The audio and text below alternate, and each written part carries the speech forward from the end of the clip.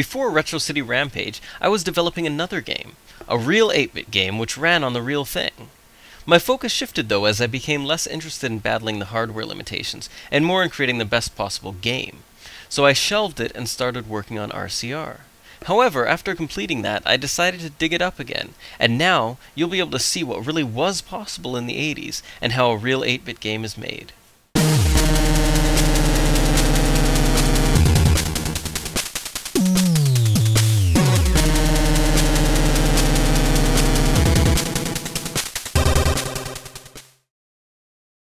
So what are we dealing with here? The 6502 8-bit CPU, running at 1.78 MHz. This was used in the Apple II, the Commodore 64, and of course, the NES. 10 kilobytes of RAM, a 2K base with 8K extended, 32K of program ROM at a time, for both code and data, 4K of sprite graphics ROM at a time, and a whopping 256K of background graphics ROM thanks to the cartridge hardware. To make the most of the system's limited memory and speed, tile-based graphics are used. Images are broken up into 8x8 pixel tiles, and duplicates are discarded. As a result, the required ROM and RAM size is much smaller. The background can use up to 13 colors at once, but being only 2 bits per pixel, the tiles are actually just 4 colors. This is where the palette comes in. While each 8x8 tile can only use 4 different colors, which 4 colors it uses can be selected from up to 4 palettes. Each palette has 3 unique colors and a shared background color. Note that when a game is labeled as 8-bit, it's referring to the CPU. 8-bit systems generally only supported 2-bit or 4-bit color. 8-bit color was something of the 16-bit and VGA era, and actually gives you a whopping 256 colors. The world in RCR used nearly 30,000 tiles, but this needed to be under 8,000. I could either heavily simplify the graphics or reduce the size of the world, and so that's what I did. The easiest tiles to cut are those which are only used once, for example, store signs, statues, or foliage. There also weren't enough sprites for the dynamic props. And finally, I had to simplify the sidewalk pattern to repeat a single tile instead of multiple ones. It finally fit, and despite the cuts, the majority of the detail still remains. I allocated 64 tiles for the character sprites. This gave me a 3-frame walk cycle of 16 directions and 7 different character types. And because you can mirror sprites, you can reuse the same tile for walking left as walking right, so you can get 16 directions down into just 9 sets. To crunch further, the north and south walk cycles, normally 3 frames, could be done with just 2, also using mirroring. And while the sprites could move in 16 directions, if I stored heads only for the primary 8, those 9 sets crunched down to 5. Each car is 24 by 24 pixels and can drive in 16 directions. We also need 2 types, a police car and a normal one. Calculated, that adds up to 288 tiles, over twice the limit of 128. Mirroring the 16 directions to 9 brings it down to 162, and ensuring non-diagonal directions use less tiles brings us down to 144, but we're still over. So to crunch things further, we need to do more than just combine duplicate tiles, we need to combine similar ones as well. In this example, the sprite now uses 7 unique tiles instead of 9. Each 8x8 tile is 64 pixels, and if 6 of those pixels match, they're treated as duplicates. You surely remember the sprite flickering, but you might not know why it happened. Well, there were 64 sprites available, but only a maximum of 8 per line. With cars being 3 sprites wide, more than 2 results in flicker. Interestingly, the game's code did the flickering manually. The system itself just stops rendering after the 8th.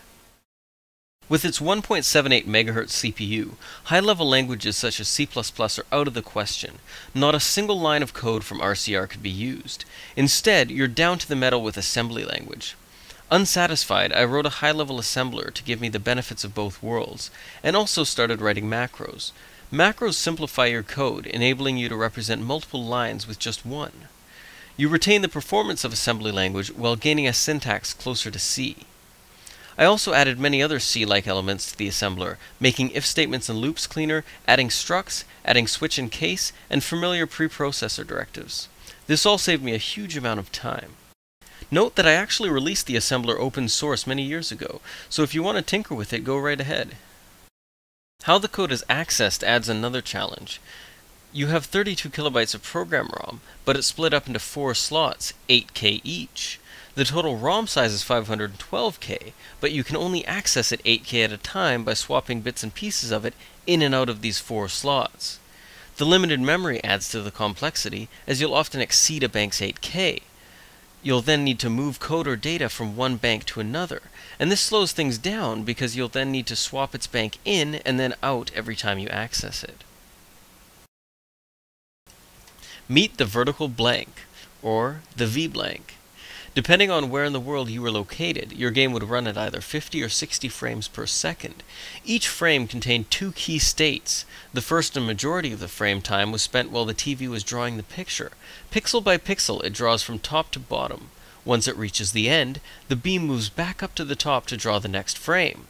On systems such as the NES, only during this short period at the end of the frame could you change the graphics. There wasn't enough processing power or system memory to draw the entire screen pixel by pixel. However, thanks to the 8 by 8 pixel tiles, the entire 256 by 240 pixel screen was drawn with just 32 by 30 bytes. However, it wasn't powerful enough to even write that many bytes at the end of each frame. Instead, you were mostly limited to just a couple of rows at a time, but this was perfect for the popular side-scrollers of the day, making them no coincidence. And still, you got quite a bang for your buck. With a small 32-byte write, you are drawing 2048 pixels. This is the screen scrolling as you see it. And this is what's really happening, as we write one row at a time. We pan the scroll register up and down and it loops around, displaying as a moving playfield. One major programming challenge was the lack of a debugger. There's no source-level debugging, no watch window, no debug renderer, not even printfs. Writing a full emulator and IDE with all of these features would have taken a fair bit of time, so I took a shortcut. I had already written an emulator, and the assembler exported map files, which show the location in memory of code and data. So in my emulator, I wrote functions to pull this out, and as the game runs, display it. The variables, arrays, and structs. This effectively gave me a watch window and the ability to render debug shapes. I could also hook into functions and analyze the game at specific points. While I never got around to adding music playback to the 8-bit version, RCR boasts over 2.5 hours of authentic music. The music and sound effects for RCR were composed in impulse tracker format, using the free tool ModPlug Tracker. These can be automatically converted to run on hardware, using the tool IT2NSF. The only real potential hiccup comes from the various tempos used by the music to create our widely varied soundtrack. If the tempo doesn't nicely match up to the system's frame rate, certain modulated effects could sound incorrect.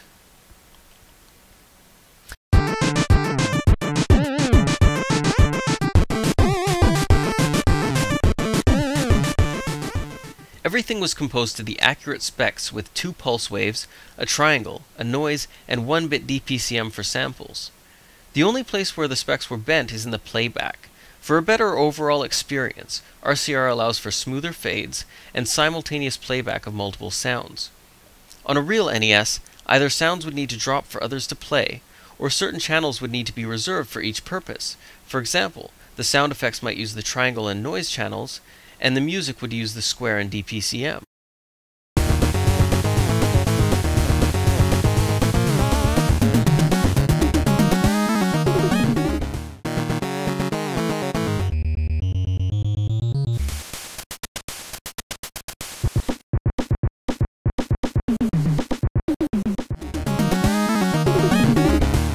Chiptunes are also why the Wii version of RCR is only 10 megabytes, 2.5 hours of music crams down into just 1.5 megs. I wrote most of this 8-bit code 10 years ago. If I were to write it again today from scratch, I would be able to better design the engine and likely double the frame rate. However, this still gives you a good idea of what was possible back then. To completely tap into the system, everything must be designed in the most optimized way. The size of objects alone, for example, could mean the difference between 30 and 60 frames per second. And while it can get very complicated, it's also very fun figuring out how to make everything fit just right, not unlike a game of Tetris. With all that taken care of, the game is finally running. You can see side by side how it compares to RCR. Much less detail, but still impressive, especially when you realize that it could have actually been released in 1989.